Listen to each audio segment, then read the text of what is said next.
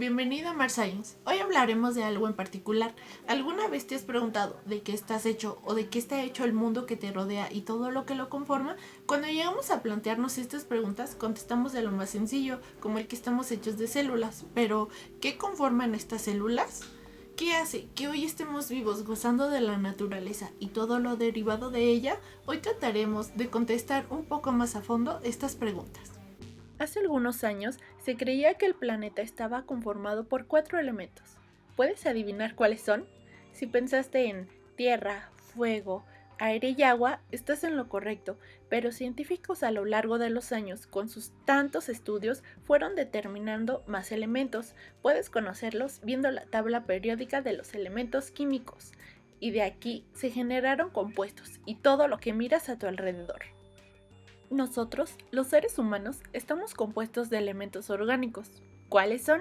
Principalmente de oxígeno, con un 65%, carbono con 18%, hidrógeno 10%, nitrógeno 3% y el otro 4% es de algunos otros elementos. Un elemento está compuesto por su átomo con carga positiva y electrones con carga negativa. Esto va a depender de qué elemento estemos hablando. Por ejemplo, tenemos el hidrógeno, primer elemento de la tabla periódica. A este lo conforma su átomo y tan solo un electrón. Sigue el helio, con su átomo y 2 electrones, y así sucesivamente. Mira a tu alrededor, respira, percibe olores. ¿Qué hay? Recuerda algún ser querido, mira las estrellas. Todo esto, absolutamente todo, está formado por 17 partículas y estas partículas están formadas por ellas mismas. Las llamamos partículas elementales. Se definen como partículas subatómicas que no se pueden dividir en subestructuras más pequeñas, es decir, partículas que no están compuestas por otras partículas. ¿No es increíble? Con tan solo 17 partículas, tú y yo podemos existir. Anteriormente te platiqué sobre los átomos de los elementos. ¿Y qué es lo que los compone? Pues son protones y neutrones. ¿Y qué es esto?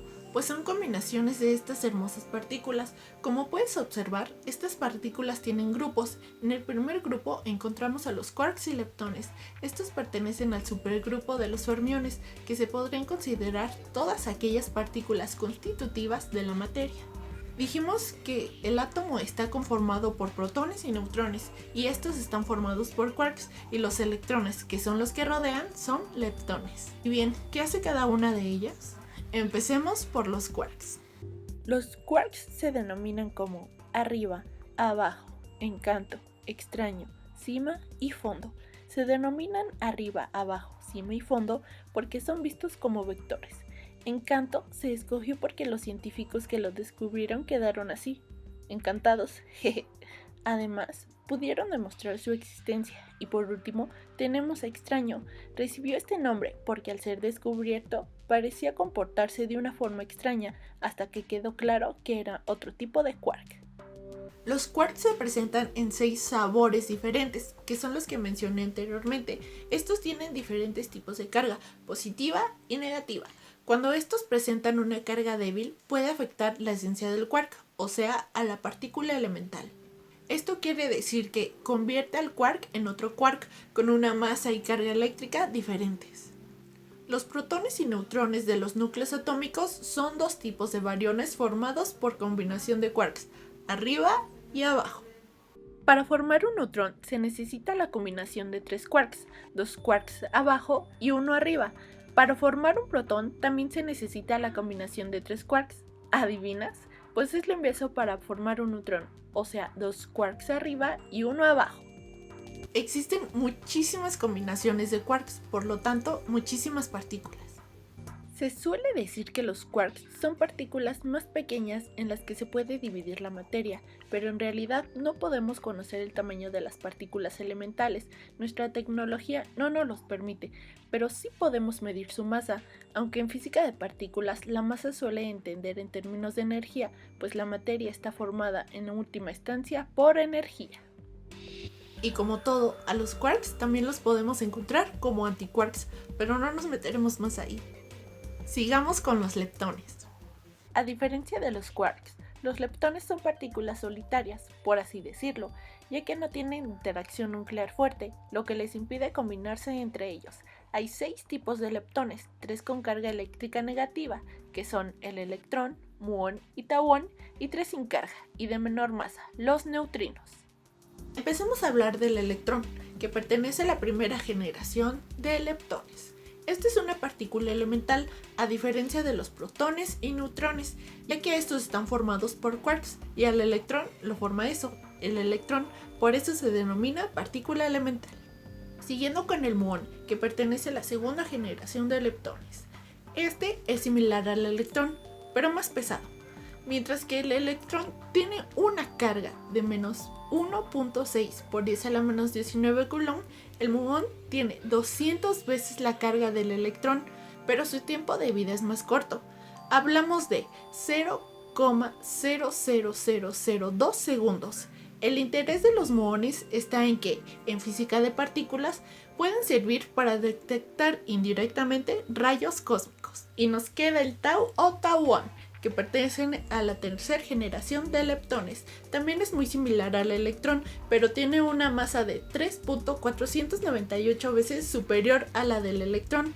Puede ser un poco peligrosa porque puede penetrar fácilmente cualquier cosa que se interponga en su camino, pero son altamente inestables y se desintegran poco después de ser creados en colisiones de electrones en los aceleradores de partículas, por ejemplo. Y llegamos a los leptones que no tienen carga, los neutrinos. Existen 3 tipos: neutrinos electrónicos, neutrinos muónicos y neutrinos tauónicos. Se ha observado que los 3 tipos de neutrinos tienen interacción entre ellos, ya que van oscilando. Por ejemplo, el Sol solo genera neutrinos electrónicos, pero en el transcurso de su viaje a la Tierra van cambiando. O sea, pasan de ser neutrinos electrónicos a neutrinos muónicos y tauónicos. Sin embargo, es difícil determinar cuántos neutrinos electrónicos llegan a la Tierra, ya que solo se detecta una tercera parte de estos. Son explicaciones bastante largas, así que las vamos a obviar. Y para terminar, tenemos a los bosones, estas peculiares partículas que funcionan como mensajeros para los quarks y leptones.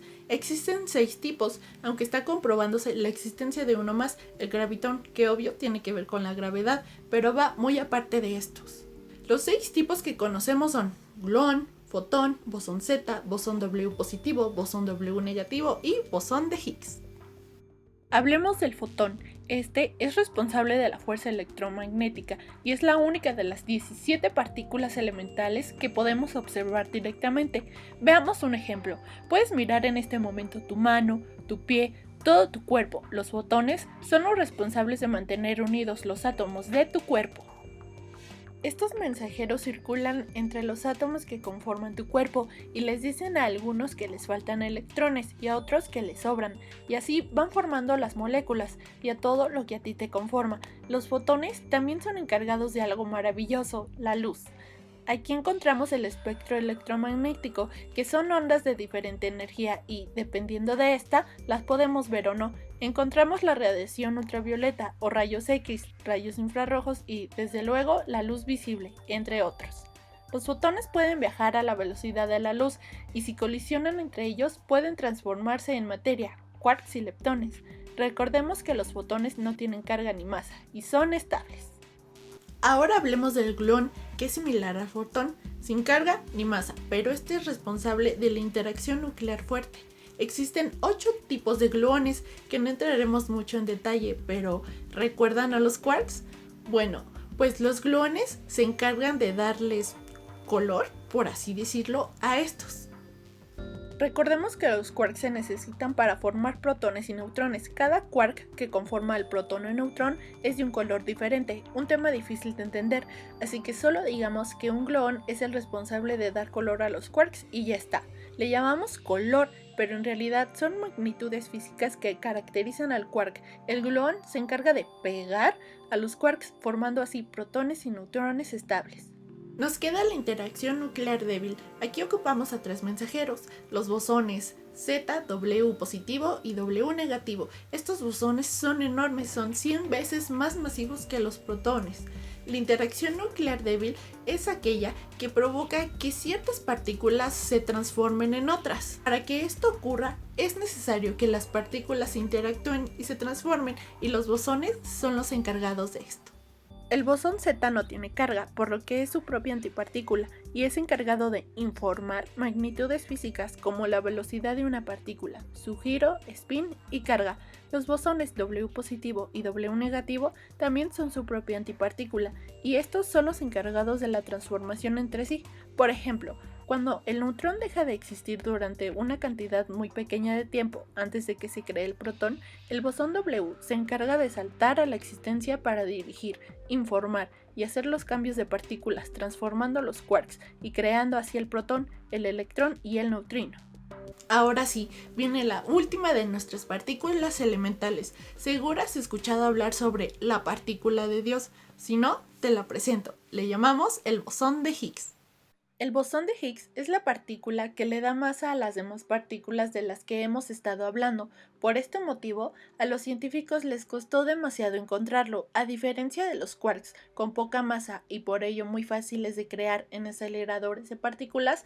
Al ser el bosón de Higgs la partícula elemental pesada, costó mucho concentrar la energía necesaria en un solo punto para poder golpear el campo de Higgs con la suficiente fuerza como para conseguir emergerse. Una dificultad, por así decirlo, es que su tiempo de vida es de 10 a la menos 22 segundos, pero su existencia era clave para consolidar el modelo estándar, que son todas las partículas de las que hemos estado hablando, pues algo debía darle masa a todas las partículas que lo conforman, de ahí viene el nombre de partícula de Dios. Y bien, ya conoces todas las partículas elementales, así que si te preguntan de qué estamos hechos, ya sabrás tú qué responder. Muchas gracias por ver este video. Si te gustó, puedes darle me gusta, suscribirte y compartirlo con tus amigos. Me ayudarías bastante. Muchas gracias por verme. Adiós.